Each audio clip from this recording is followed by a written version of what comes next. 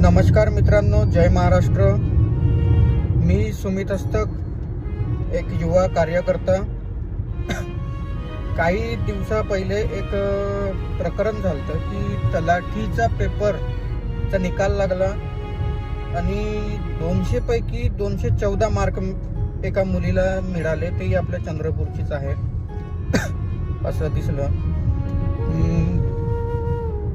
हे मी जे सांगत आहोत ते माझ्या मनातली खंत आहे की आपण पहिले काँग्रेसच्या जमान्यात आपण 200 आणि 300 रुपये फीस भरूनही तवाही पेपर फुटी होतच होत्या आणि आताही आपण 900 आणि 1000 रुपये भरून सुद्धा पेपर फुटी होतच आहे. तर मग पेपर देऊन करायचं काय, हे एक माझ्या मनात प्रश्न पडला आहे. कारण की कोणतीही सरकार आली तरी आपण फीस भरतो. आता देवेंद्र फडणवीस साहेबांनी म्हटलं की 900 आणि 1000 रुपये वाढवून